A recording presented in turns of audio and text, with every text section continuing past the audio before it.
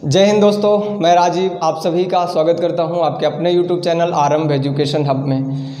तो जैसा कि मैं आप लोगों से लगातार जुड़ा रहा और इस लॉकडाउन में भी जो भी 21 दिन का रहा, लॉकडाउन फर्स्ट, लॉकडाउन सेकंड हो, लॉकडाउन थर्ड हो, जो भी स्टूडेंट्स हमारे साथ जुड़े रहे उनकी कहीं पर भी प्रिपरेशन में ज़रा सी भी रुकावट नहीं आई।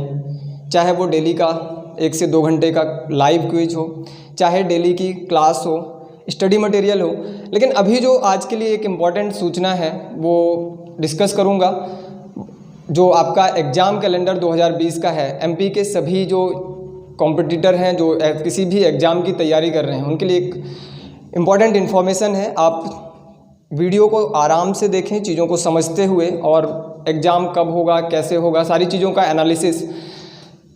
तो सबसे पहली बात यह है कि अभी जो लॉकडाउन चल रहा है, लॉकडाउन फर्स्ट हुआ, सेकंड हुआ, थर्ड हुआ, कहीं ना कहीं हमारे साथ जितने भी स्टूडेंट जुड़े हैं या कहीं पर भी तैयारी कर रहे हो, हम एक टीचर खुद सिचुएशन को देखते हुए कहीं ना कहीं नर्वस से फील हो रहा था। हम लोग क्या है, अब निराशा हमारी क्या है बढ़ती जा रही थी कि क्या होगा एग्ज़ाम, कब होगा एग्ज़ाम। कोई नोटिफिकेशन की बात नहीं हो रही थी, कोई डेट की बात नहीं हो रही थी। तो हमें हमेशा एक एनर्जी अंदर से कैसे पैदा हो, हम कैसे चीज़ों को अपने आप को कैसे स्टेबल रखें, क्योंकि देखिए हमें अगर आगे बढ़ना है तो सिचुएशन से लड़ते हुए ही आगे बढ़ेंगे। ऐसा नहीं है कि आप जैसे जैसे आगे बढ़ेंगे आपके फेवरेबल कंडीशन ही मिलती जाएंगी।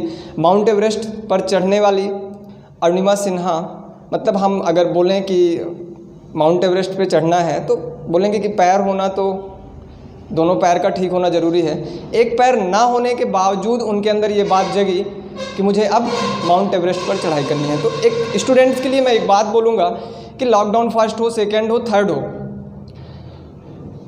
हम में से जितने भी लोग किसी भी गवर्नमेंट एग्ज़ाम की प्रिपरेशन कर रहे हैं, कहीं ना कहीं वो एक किसी गवर्नमेंट ऑफिसर, सर्वेंट, जो भी मतलब गवर्नमेंट सर्विस कर रहे हैं, चाहे वो किसी फार्मर या किसी लेबर या मतलब दिहाड़ी मजदूरी करने वालों के बेटे या बेटियां होती हैं, किसी विधायक, किसी सांसद, किसी पॉलिटिशियन को मैं मतलब किसी भी पॉलिटिशियंस के बेटे मुझे नहीं लगता कि एग्ज़ाम की तैयारी कर रहे होंगे, या किसी एक्टर एक्ट्रेस के बच्चे।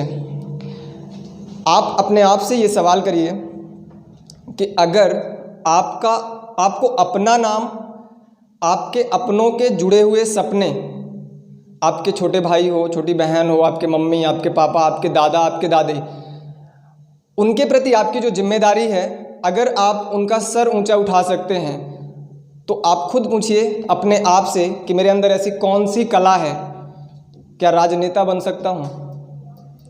क्या मूवी में एक्टिंग कर सकता हूँ? क्या कोई बड़ा बिजनेस कर सकता हूँ? अगर आपको लग रहा है कि हाँ ठीक है, तो आप सोचिए कि लॉकडाउन में पढ़ाई में मन नहीं लग रहा है तो इधर शिफ्ट कर लेता हूँ। अरे मन नहीं भी लग रहा तो आपके अंदर जब भी रिलैक्स होकर बैठते होगे ना, तो एक बात आती होगी कि अपने आप को साबित करने का सिर्फ और सिर्फ एक जरिया है, वो पढ़ना। इसके अलावा कोई दूसरा रास्ता है ही नहीं। तो ये सोच कर बैठना कि जब सिचुएशन सही होगी तब पढ़ूंगा, तो शायद आप अपने पैर में कुल्हाड़ी मार रहे हैं। मुझे पता है कि मैं अपने आप को, अपने से जुड़े हुए लोगों को एक प्राउड फील करने का एक मौका दे सकता हूं, तो केवल और केवल है वो एजुकेशन। चाहे आज या चाहे 10 साल बाद टाइम लग सकता है सक्सेस होने में, चाहे मैं आज सक्सेस हूं या स्ट्रगल करता रहूं तो आगे आने वाले 4 साल 5 साल, ऐसा नहीं हो सकता कि मैंने 22 साल 23 साल पढ़ाई किया, वैकेंसी नहीं आ रही तो मैं एक्टिंग में निकल जाता हूं, मैं कोई बड़ा बिजनेस कर लेता हूं। नहीं है, फाइनेंशियल कंडीशन उतनी नहीं है कि मैं बहुत बड़ा बिजनेस स्टेबल कर लूं। फैमिली बैकग्राउंड पॉलिटिशियन का नहीं रहा है कि मैं किसी पॉलिटिक्स में आ जाऊं। एजुकेशन एक ऐसा है कि हम 24 घंटे को यूटिलाइज करके अपने आप को साबित कर सकते हैं। तो मेरा आप सभी से आग्रह है कि समय कुछ भी चल रहा हो, अपने आप को जितनी ताकत लगा सकते हैं। और दूसरी बात, आपके साथ इस समय कोई ऐसा एक्सक्यूज नहीं है कि मेरे पास टाइम नहीं है।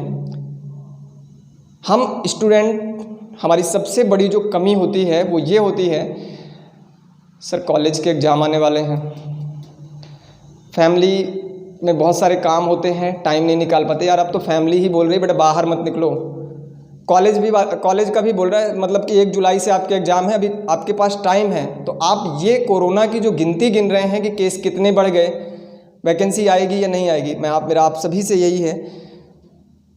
मुझे भी लगता है कि क्या होगा कब होगा, फिर भी मैं आपके साथ 2 घंटे लाइव क्विज डेली, क्लास आपको डेली। तो एक टीचर अगर आपके लिए मेहनत कर सकता है तो आप बैठ के पढ़ नहीं सकते?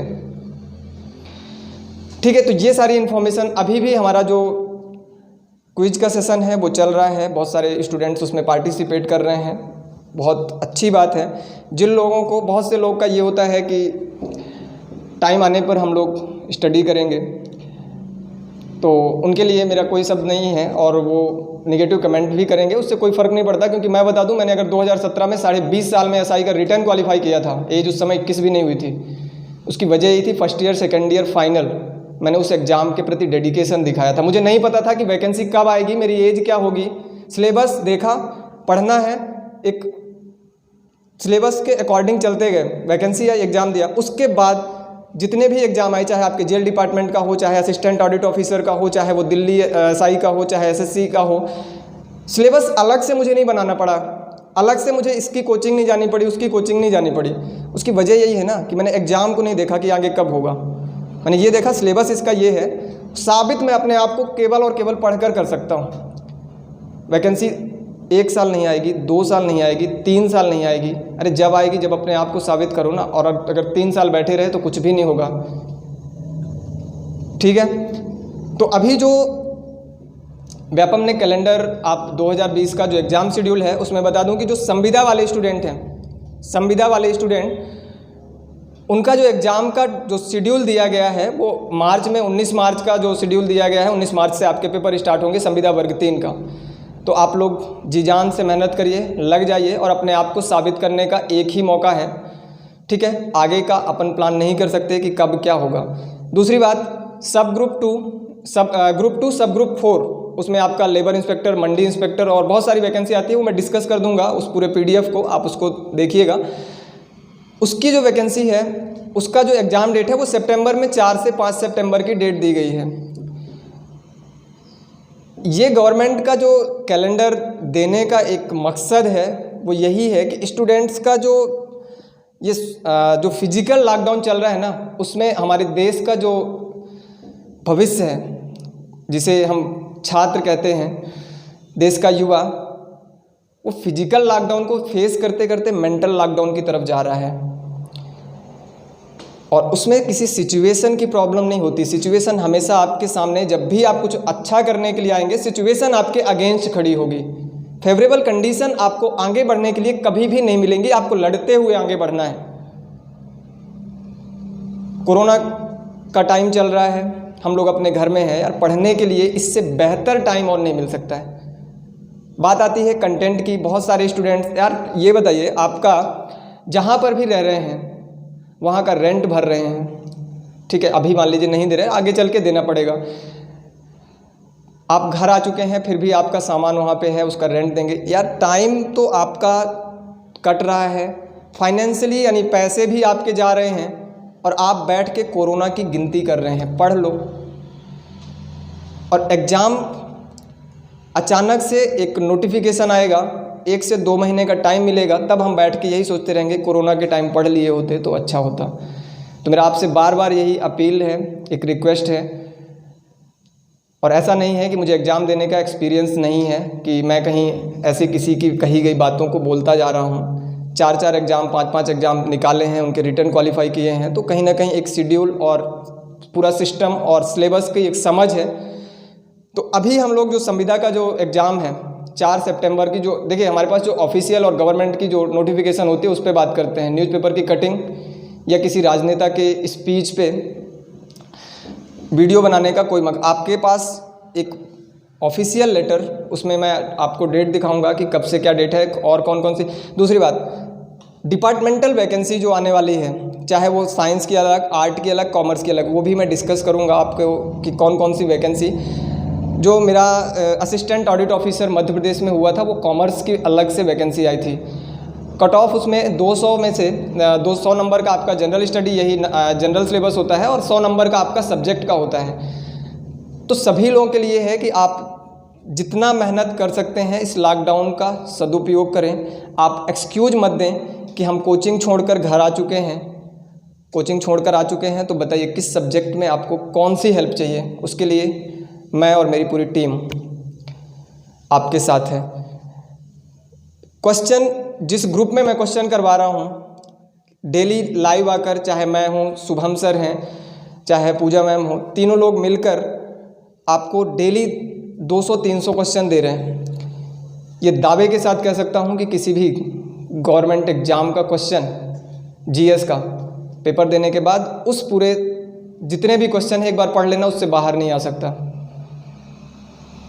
तो ये सारी चीज़ें हैं, आप लोग अपने आप को थोड़ा सा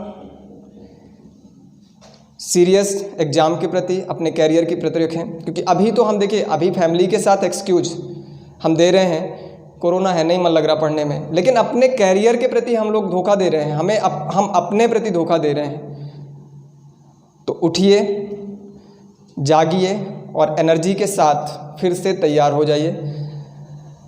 संविदा वालों का जो शेड्यूल टाइम है वो हम डिस्कस कर लेंगे। एमपीएसआई और कांस्टेबल का मेरा विशेष उन पर भी फोकस है।